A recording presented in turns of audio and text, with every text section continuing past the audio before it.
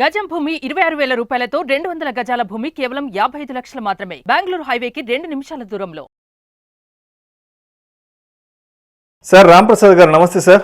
నమస్తే అండి. రాంప్రసాద్ గారు ఒక 3 రకాల భయాల గురించి మాట్లాడుకుందాం ఇప్పుడు.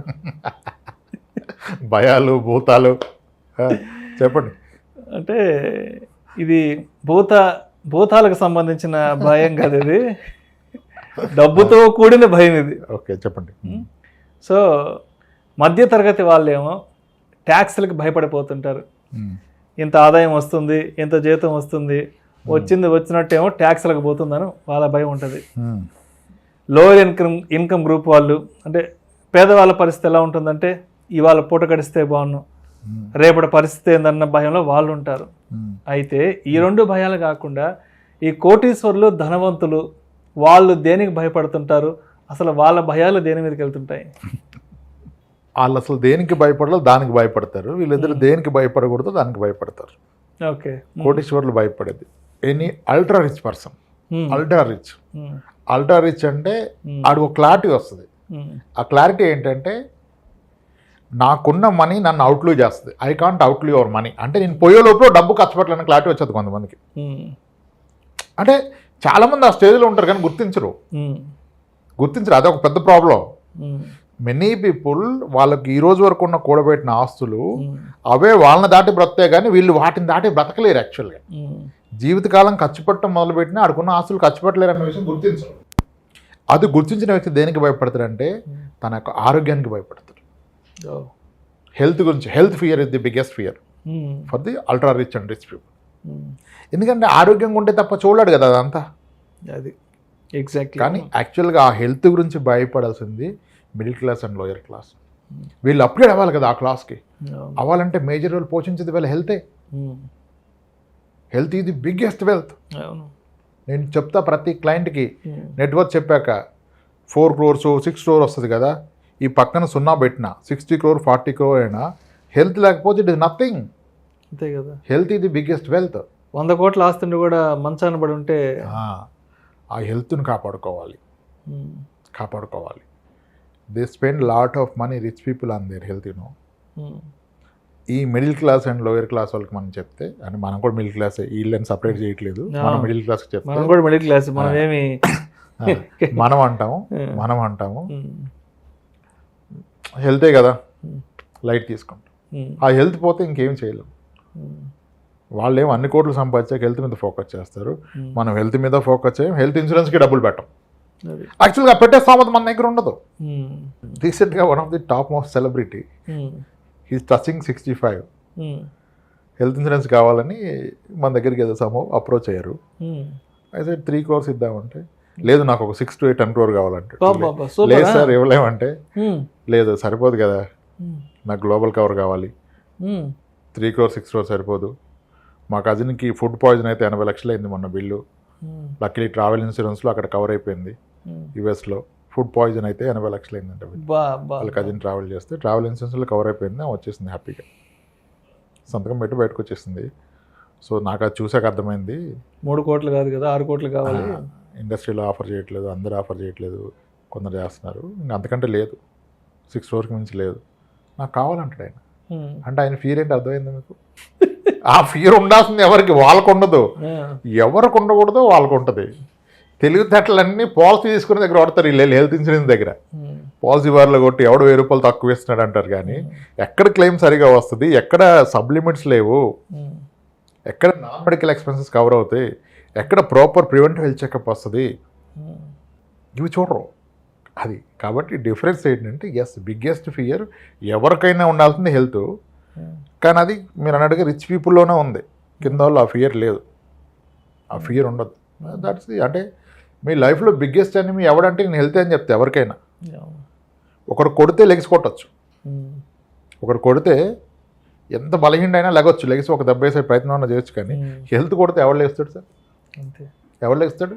దానికి పేదవాడు, మధ్యతరగతి వాడు, కోటీశ్వరుడు, అపర కుబేరుడు అన్న తారతమ్యాలు అనారోగ్యానికి ఉండవు కదా. ఇన్సూరెన్స్ అంటే ధైర్యాన్ని కొనుక్కోవడం సార్, ఏదో కాదు, ప్రొడక్షన్ కాదు, ధైర్యాన్ని కొనుక్కోవటం.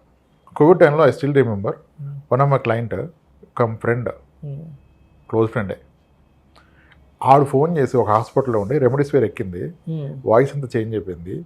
నన్ను అడిగిన ప్రశ్న ఏంటంటే, అరే రామ్ మనది టర్మ్ ఇన్సూరెన్స్ ఇన్ఫోర్సే ఉంది కదరా, నాకు ఏమన్నా అయితే వస్తుంది కదరా అన్నాడు.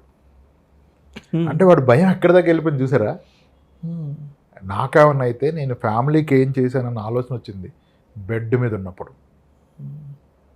అప్పుడే కదా అన్నీ గుర్తొస్తాయి. అప్పుడు భయపడితే మనిషి పోతాడు. అప్పుడు ధైర్యం ఇచ్చేది ఏది, నీకున్న ఇన్సూరెన్స్ కదా. హెల్త్ ఇన్సూరెన్స్, టర్మ్ ఇన్సూరెన్స్ చెప్తాం కానీ అది ఉంటే భయపడాల్సిన అవసరం లేదు. అది ఉన్న హెల్త్ కాపాడుకోవాలి. ఒకవేళ పొరపాటున ప్రాబ్లం వస్తే అది అట్లీస్ట్ ఇప్పటిదాకా మీరు కూడబెట్టుకున్న ఆస్తుల్ని ప్రొటెక్ట్ చేస్తుంది. సో అందరికీ ఉండాల్సిన భయం హెల్త్, అది కొంతమందికి లేకపోవటం బాధాకరం. ఇన్సూరెన్స్ గురించి మనం ఎన్నిసార్లు మాట్లాడుకున్నా, ఎంత మంచిగా ఆడియన్స్ని ఎడ్యుకేట్ చేద్దాం అనుకున్నా, ఎంత మంచి నాలెడ్జ్ని కన్వే చేద్దాం అనుకున్నా కూడా, బట్ ఎందుకు ఇన్సూరెన్స్ విషయానికి వస్తే ఎవరు కూడా ముందుకు రావట్లేదు. అంటే ఈ వీకెండ్ ఏ సినిమా వస్తుంది, ఏ హాల్కి వెళ్ళి సినిమా చూడాలి, ఎంత పెట్టి కొనాలి అన్న దాంట్లో ఉన్న ఇంట్రెస్ట్, నా కుటుంబానికి నేను ఒక రక్షణ కల్పించాలి, నా కుటుంబానికి నేను భరోసాగా ఉండాలి అంటే ఏ ఇన్సూరెన్స్ తీసుకోవాలి, ఎంత ఇన్సూరెన్స్ తీసుకోవాలి అనే విషయం ఎవరు ఆలోచించట్లేదు.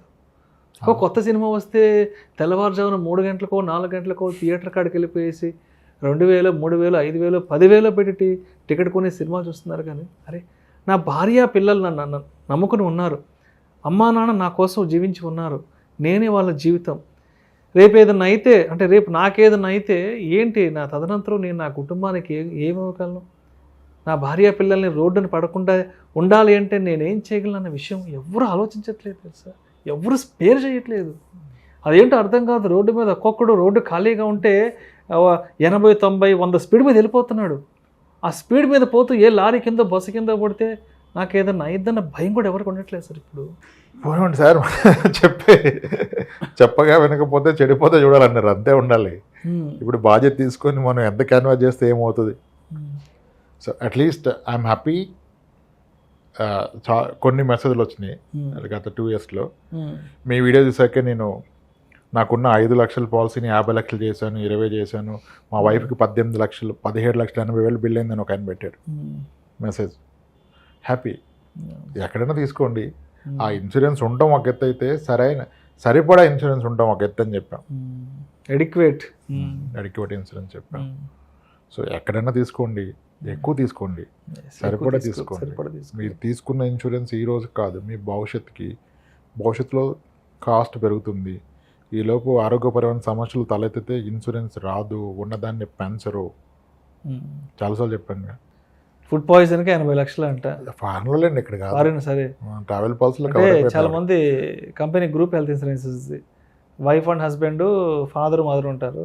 2 lakhs, 3 lakhs అంటే 2 లక్షలు 3 లక్షలు నలుగురికి గ్రూప్ ఇన్సూరెన్స్ తీసేసుకుంటే, అంటే 2 లక్షలు 3 లక్షలు అనేది హాస్పిటల్కి వెళ్ళినా 2-3 గంటలు అయిపోద్దేమో. ఐసీయూలోకి పోతే అయిపోయింది, ఒక హాఫ్ డే. 2 లక్షలు 3 లక్షలు సార్. 3 లక్షలు 5 లక్షల పాలసీ ఉన్నా లేకపోయినా ఒకటే. అందరూ మెల్ల చేతులకి లాగెత్త వచ్చేది 5 లక్షలు. వాటి ప్రాబ్లం 15 అయితే ఏం చేస్తావు, 20 అయితే ఏం చేస్తావు, దానికి ఉండాలి సమాధానం. ఎంతవరకు మమా అనిపిస్తా అంటే ఎట్లా తీసుకోవాలన్నారు కాబట్టి తీసుకున్నా. ఉంది పాలసీ ఉంది, ఎంత ఉంది అది చెప్పాలి కదా సార్. తక్కువ ప్రీమియం ఉండేది కావాలి సార్, తక్కువ ప్రీమియం, తక్కువలో అయిపోవాలి. తక్కువ ప్రీమియం ఉండేది పనికిరాంది కావాలి మనకి. అదే కాదు, ఏ బెస్ట్ అనే ప్రశ్న లేదు, అంటే తక్కువలో అనేది ప్రశ్న. మనం దీని గురించి ఎంత మాట్లాడుకున్నా మనకి ఆయాసం వచ్చేస్తుంది, కానీ చూసే వాళ్ళకి ఆవేశం వస్తుంది, మాట్లాడే మనకు ఆయాసం వస్తుంది. కాబట్టి దీని గురించి ఇంకా ఎంతకంటే ఎక్కువ మాట్లాడుకోవాల్సిన అవసరం ఏమనుకుంటా. So right, thank you Ramprasad garu. Right అండి. మొత్తానికి ఈ రోజుల్లో పేద మధ్యతరగతి వారు దేనికి భయపడుతుంటారు, ధనికులు అనేవారు దేనికి భయపడుతుంటారు. ఒక అడిక్వేట్ హెల్త్ ఇన్సూరెన్స్ అనేది ఒక కుటుంబానికి ఎంతలో ఉండాలి, ఎంత తీసుకోవాలి, ఎంత ఉంటే ఆ కుటుంబానికి ఒక రక్షణ కవచంలో ఉంటుందనే దాని గురించి చాలా చక్కగా అండ్ మరొకసారి మీ స్టైల్లో మీ మార్కు చూపించే విధంగా ఆడియన్స్కి ఎడ్యుకేట్ చేశారు. Thank you so much sir. Thanks అండి.